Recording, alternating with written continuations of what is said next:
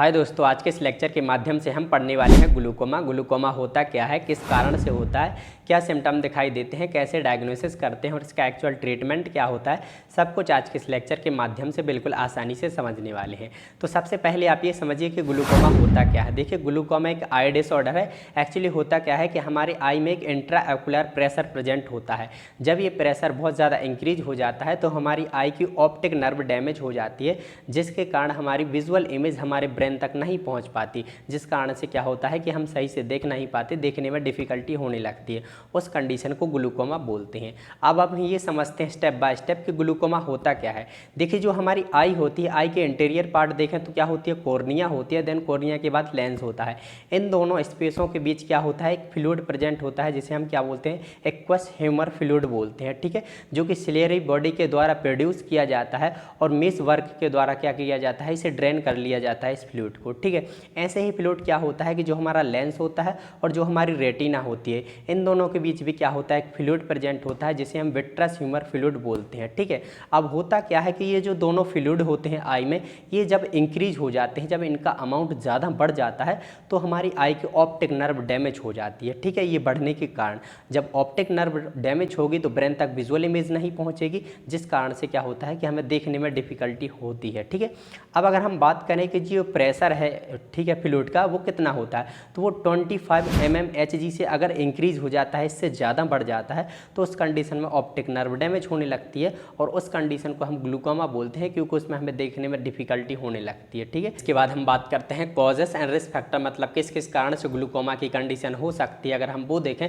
तो फर्स्ट है जेनेटिक। अगर आपके परिवार में किसी को ऐसी समस्या है ग्लूकोमा जैसी, तो मे भी चांसेस हो सकते हैं परिवार में होने के कारण आपको भी ऐसी समस्या देखे। ठीक है, इसके बाद हम बात करते हैं एजिंग। क्या होता है, जैसे जैसे उम्र बढ़ती जाती है, जैसे ही 65 के अबव एज होती है, तो क्या होता है कि जो आई में जो दोनों फ्लूइड होते हैं वो ड्रेन होना बंद हो जाती हैं। अगर वो ड्रेन होना बंद होंगे तो क्या होगा, फ्लूइड की मात्रा इंक्रीज होगी हमारी आई में, और अगर फ्लूइड इंक्रीज होगा तो क्या होगा, ऑप्टिक नर्व डैमेज होगी, जिस कारण से ग्लूकोमा जैसी कंडीशन देखने को मिल सकती है।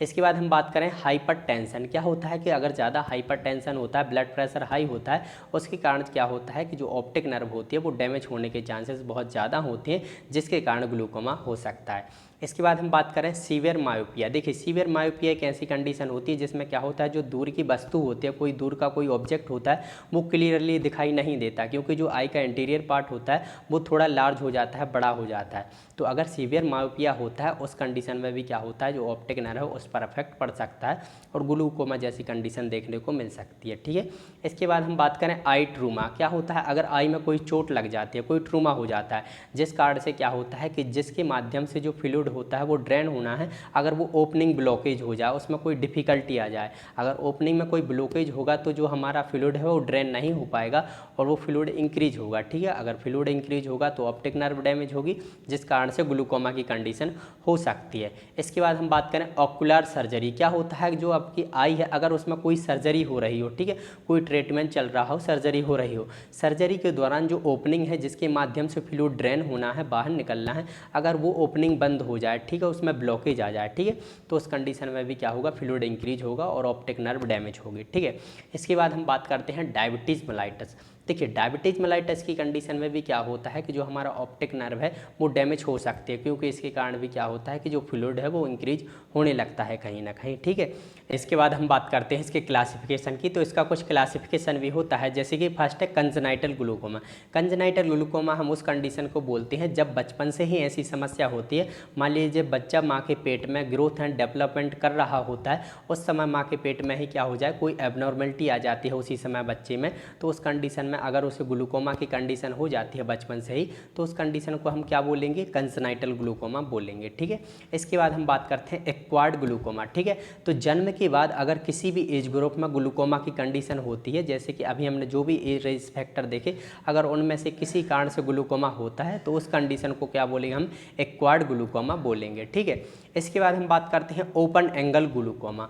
ओपन एंगल ग्लूकोमा हम उस कंडीशन को बोलते हैं जिसमें होता क्या है कि जो हमारी ट्रेविकुलर मेसवर जो ओपनिंग होती है जिसके माध्यम से क्या होता है फ्लूइड ड्रेन हो जाता है वापस, तो अगर वो ओपनिंग तो क्लियर है, ठीक है, उसमें कोई ऑब्स्ट्रक्शन नहीं हुआ है, लेकिन जो हमारा एक्वस जो फ्लूइड होता है अगर वो क्या हो उसमें से ड्रेन ना हो, ठीक है, ड्रेन हो रहा है लेकिन बहुत ही कम मात्रा में ड्रेन हो रहा है, जिसके कारण भी क्या होगा कि फ्लूइड इंक्रीज होगा। अगर प्रॉपर तरीके से ड्रेन नहीं होगा तो उस कंडीशन को हम ओपन एंगल ग्लूकोमा बोलते हैं। इसके बाद हम बात करें close angle glaucoma. Close angle glaucoma उस कंडीशन को बोला जाता है कि जब जो ट्रेबिकुलर मेसवर्क जो ओपनिंग होती है जिसके माध्यम से ड्रेन होना है फ्लूइड को, अगर वो प्रॉपर तरीके से पूरी ही ब्लॉकेज हो जाए, ठीक है, तो अगर वो ओपनिंग ब्लॉकेज होगी तो जो फ्लूइड होगा आई का वो ड्रेन नहीं हो पाएगा, वो बाहर नहीं निकल पाएगा, ठीक है। अगर वो ड्रेन नहीं होगा तो फ्लूइड क्या होगा कि आई में बहुत ज़्यादा इंक्रीज होने लगेगा, और अगर वो फ्लूइड इंक्रीज होता जाएगा तो क्या होगा ऑप्टिक नर्व डैमेज होगी, जिस कंडीशन को क्या बोलेंगे फिर हम ग्लूकोमा बोलेंगे, क्योंकि दिखाई नहीं देगा, ऑप्टिक नर्व डैमेज होगी तो हमारे ब्रेन तक सिग्नल नहीं पहुंच पाएंगे, विजुअल इमेज नहीं पहुंच पाएगी, ठीक है। इसके बाद हम बात करते हैं क्लिनिकल मैनिफेस्टेशन, मतलब ग्लूकोमा की कंडीशन होती है तो क्या साइन और सिम्टम देखने को मिलते हैं, ठीक है। तो फर्स्ट है पेन एंड रेडनेस इन दी आई, मतलब आई में पेन होगा, दर्द होगा और रेडनेस भी देखने को मिल सकती है, ठीक है। इसके बाद ब्लड विजन, मतलब व्यक्ति को ठीक तरह से नहीं देखेगा, ब्लड देखेगा, क्लियर नहीं देखेगा अगर ग्लूकोमा की कंडीशन होती है तो, ठीक है। इसके बाद माइल्ड हेडेक, तो हेडेक भी देखने को मिल सकता है, ठीक है।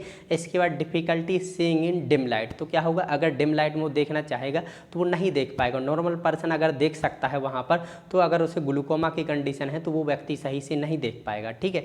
इसके बाद intra ocular pressure is increase, तो जो इंट्रा ऑकुलर प्रेशर होता है वो 25 mmHg से क्या हो जाता है इंक्रीज हो जाता है ग्लूकोमा की कंडीशन में, ठीक है।